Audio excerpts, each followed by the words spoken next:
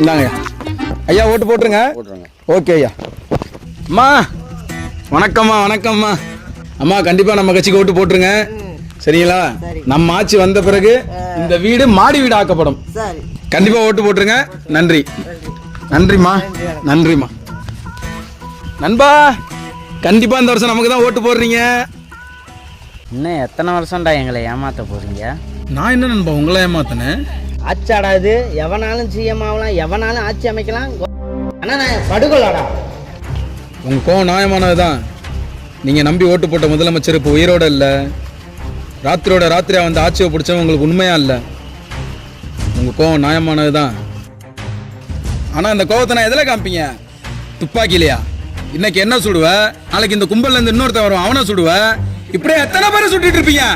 துப்பாக்கியோட powerful ஆயுதம் உங்க கையில இருந்துச்சு. ஏன் என்ன தோக்க அடிச்சிருக்கலாம்ல? எதுக்கு தோக்க அடிக்கல?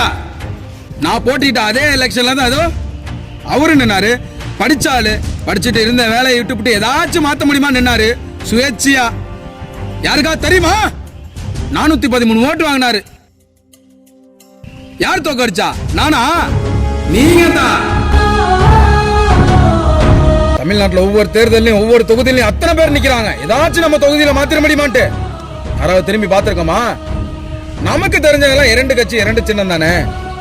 சாதியா பார்த்து ஓட்டு போடுறவன் தான்டா நீங்களா. காசு கொடுத்து ஓட்டு வாங்குறவன் தானடா நீனு. ஆமா, அரசியல்வாதி எல்லாம் காசு கொடுத்து தான் ஓட்ட வாங்குறோம். ஆனா அந்த காசுக்கு ஓட்ட விற்கிறது யாரு? காசு கொடுக்குற நாங்க கெட்டவங்கன்னா அதே காசை வாங்குற நீங்க. இந்த தயங்கி ஓட்டு காசு வாங்குறது ஒரு அரசியல்வாதி தைரியமா 1000 கோடி ஊழல் செய்ய வைக்குது. இந்த தமிழ்நாட்டில் எத்தனை பேர் போலீஸ் மாட்டிட்டு லஞ்சம் கொடுக்காம ஃபைன் கட்டிருக்கீங்க? எத்தனை பேர் காசு கொடுக்காம லைசன்ஸ் எடுத்திருக்கீங்க? காசு கொடுத்தா தான் காரியம் நடக்குங்கிறது நம்ம ரத்தத்திலே ஊறி போய் கிடக்குது.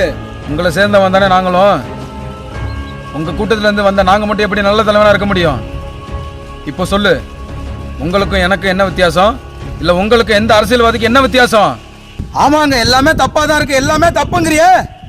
இதுக்கு விடிவு காலம் இருக்கானா? இருக்கு. அவன் வந்து காப்பாத்துவான், இவன் வந்து காப்பாத்துவான். அந்த நடிகர் கட்சி ஆரம்பிச்சா நல்லா இருக்கும், இந்த நடிகர் கட்சி ஆரம்பிச்சா நல்லா இருக்கும். இந்த நம்பிக்கை அவன் மேல வைக்கிறதுக்கு பதிலா உங்க குழந்தைங்க மேல வைங்க. என் குழந்தை டாக்டர் ஆகணும், என் குழந்தை இன்ஜினியர் ஆகணும், இப்படி எல்லாம் ஆசைப்படுறீங்களா? இதெல்லாம் விட்டுட்டு என் குழந்தை நல்ல மனுஷன் ஆகணும்னு ஆசைப்படுறீங்க. இன்னையில இருந்து வர 20 வருஷத்துக்கு தலைமுறையாவது தெரியட்டும், கரெக்ஷன்ன்றது ஒரு கெட்ட வார்த்தை. ஒரு தலைமுறை ஃபுல்லா வளர்த்தா இதுல இருந்து வர தலைவன் நல்லவனா இருப்பான்ல. வர 23 எலெக்ஷனு அதுல காமிங்க